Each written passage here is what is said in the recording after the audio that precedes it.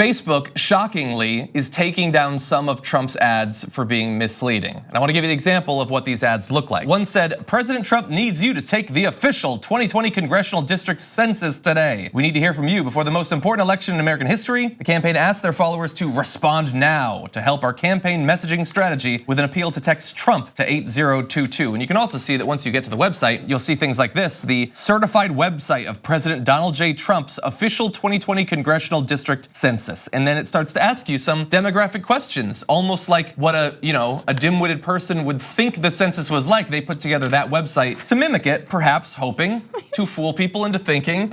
That's funny. Wait, what were those boxes? Oh, what, on the thing? You wanna bring it? Let's bring it back for a second. Yeah. Okay, conservative Republican, moderate Republican, liberal Republican, independent. Okay, I thought it said interdependent. Never mind. I'm gonna intergalactic. Intergalactic Republican, Democratic Republican. They did have. They had a Republican are survey. you? They had a survey that someone sent to me a few days ago that had. It was one of their email things, and it was, what do you identify as? American Socialist.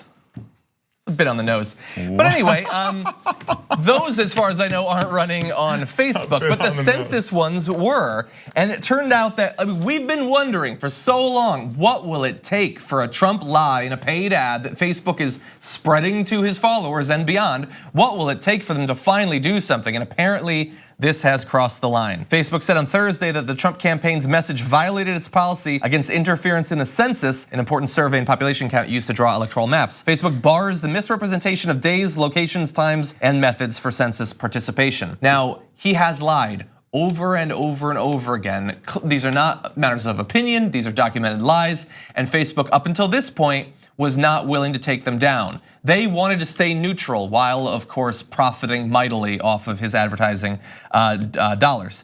And finally, this has reached the line. And by the way, the actual information about the census is gonna start rolling out in just a matter of weeks. And so if they had not done this, it would have been concurrent with the letters people were getting. And it's not impossible to imagine that some of them would think, oh, I already did it online. I don't need this, I don't need to take care of this. I just think it's ironic that the one issue that Facebook is like, it crosses the line is when it comes to counting every single American and knowing where they are and what their race and ethnicity is and where they live and how many kids they have. Like, of course, Facebook's like, no, we gotta know all that information and see if it checks out with our own, right? Like, which again is not, you should fill out the census, it's so important. And clearly what Trump is trying to do there, in my opinion, is say, hey, the census is Trumpism, MAGA census, which we know actually scares people of color, immigrants, undocumented immigrants, which is one of the biggest groups that everyone concerned truly about the census wants to be able to allow to report honestly that yes, they are in this country and no, they should not fear any kind of retribution if they, fill out a census form. But Trump is basically saying, I think it's a tactic to scare specifically immigrants into not reporting by linking his campaign with the census, and it's a brilliant strategy. Yeah. Wow, that's clever. I hadn't thought of it. I thought of it a little bit with what Johnny said, where you feel you've already done it because you were on this Facebook link, but that's an even more sort of devious thing. And of course they're asking questions that would never appear on the census form to begin with.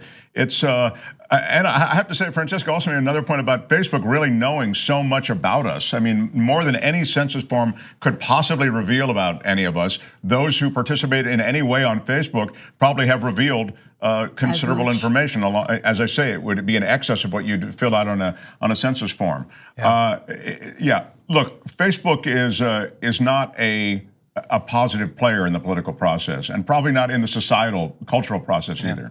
Yeah, I'm worried that we're gonna have the same situation as 2016. They're just gonna wash their hands of the entire thing, which is a good idea. You should be washing your hands, but not if you're Facebook and not if fake news could potentially swing an election. And they're just gonna let him do whatever he wants. He'll pay them, they'll spread his lies, and people will believe crazy things. And make no mistake about it, that was the most effective means of communicating information and disinformation and propaganda in the last election in 2016. Yeah. If you haven't, you ought to see the documentary, The Great Hack.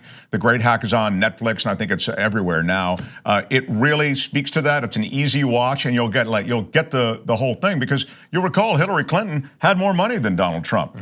Now Donald Trump will have more money than than God, with all of the but not as much as Bloomberg. With all the resources, yes, from Bloomberg's in a separate category. Bloomberg is God. But anyway, I see Facebook and the internet world as particularly vulnerable yet again to whatever propaganda Trump and his cronies want to serve. I mean, and like, kind of pouring one out for Elizabeth Warren, I do think that one of her boldest campaign ideas was breaking up big tech, and I think it's an idea that Bernie Sanders should absolutely adopt, and or Warren should carry out if and when she's, when she's back in the Senate, or if she's in whatever cabinet position, hopefully Bernie Sanders' cabinet position, that she would do that, because we absolutely need to break up big tech. And I don't know what's changed since 2016.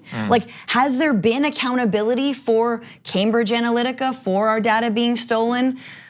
I think what has changed is Facebook has clarified their position, which is you guys figure it out. No one got fired. No one got fired. Sheryl Sandberg's still in there. Yeah. Well, but last thing, or super last thing, as Cenk would say, I would say that that's a function of this society, right? Big tech is not getting broken up because big media is not being broken up, and big banks aren't being broken up. I mean, bigger and bigger and mergier is the way we go. And so until that is defused, that process is going to continue. And as you suggest, I think the greatest threat is this growing and bigger tech.